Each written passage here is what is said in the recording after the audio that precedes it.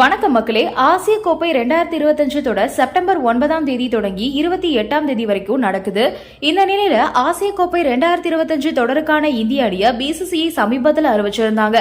அந்த அணி பட்டியல் வெளியான உடனே ரசிகர்கள் கடும் அதிருப்தியை வெளிப்படுத்தி வந்துட்டு இருந்தாங்க.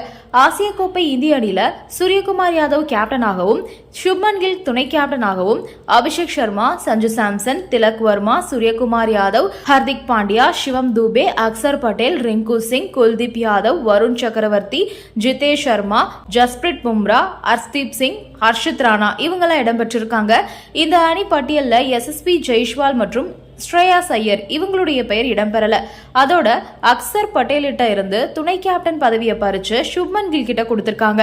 கடந்த ஐபிஎல் சீசன்ல ஹர்ஷித் ராணா படுமோசமா சொதப்பிய போதும் அவரை சேர்த்திருக்காங்க. இந்த விஷயங்கள் குறிப்பிட்டு ரசிகர்கள் விமர்சனங்களை முன் வச்சுட்டு வராங்க. டெல்லி கேபிட்டல்ஸ் அணி கிட்ட தான் முன்னாடி கௌதம் கம்பீர் ஆலோசகர் பணிக்கு விண்ணப்பிச்சதாகவும் அதை அந்த அணி நிர்வாகம் ஏத்துக்காததுனால கேகேஆர் அணிக்கு ஆலோசகரா போனதாகவும் தகவல் இருந்துச்சு. இந்த நிலையில தற்போது டெல்லி கேபிட்டல்ஸ் அணியுடைய கேப்டன் அக்சர் பட்டேல் கிட்ட இருந்து துணை கேப்டன் பதவியை பறிச்சிருக்காரு கௌதம் கம்பீர்.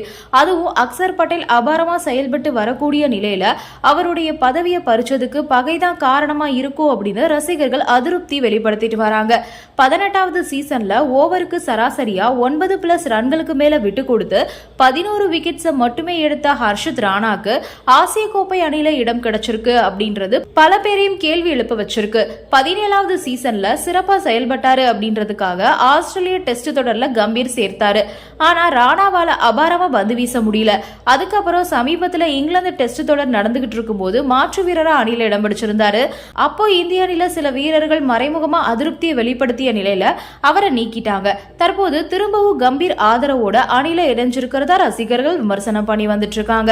17வது சீசன்ல கேகேஆர் அணியில கம்பீர் ஆலோசகராகவும் ஸ்ரேயாஸ் ஐயர் கேப்டனாகவும் இருந்தாங்க. அப்போ 2 பேருக்கும் அதிகாரம் தொடர்பா மனக்கசப்பு இருந்ததா கூறப்படுது.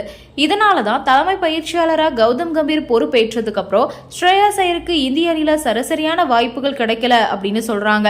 குறிப்பா கடந்த ஐபிஎல் 18வது சீசன்ல தொடர்ச்சியா அபாரமா செயல்பட்ட போதிலும் ரிசர்வ் பட்டியல்ல கூட அவரை சேர்க்கல அப்படின்றது குறிப்பிடத்தக்கது.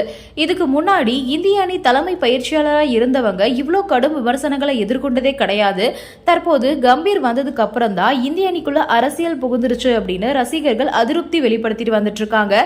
இலங்கை கிரிக்கெட் அணி, மேற்கிந்திய தீவுகள் கிரிக்கெட் அணி, பாகிஸ்தான் அணிகள்ல அரசியல் புகுந்த காரணத்தினாலதான் அந்த அணிகள் தற்போது கத்துக்குட்டி அணிகள் கிட்ட எதிராகவும் தோல்வியை சந்திச்சுட்டு வராங்க அப்படின்றது குறிப்பிடத்தக்கது.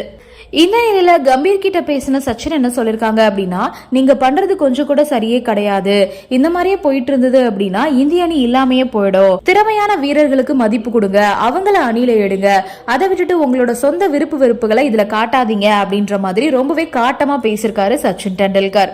சச்சின் டெண்டுல்கர் சொல்ற மாதிரி கம்பீருக்கு யாரெல்லாம் பிடிக்குதோ அவங்கெல்லாம் இந்திய அணியில சேர்க்கிறதோ, யாரெல்லாம் பிடிக்கலையோ அவங்கெல்லாம் அணியை விட்டு வெளியேற்றதும் தான் கம்பீரோட வேலையாவே வச்சிருக்காரு.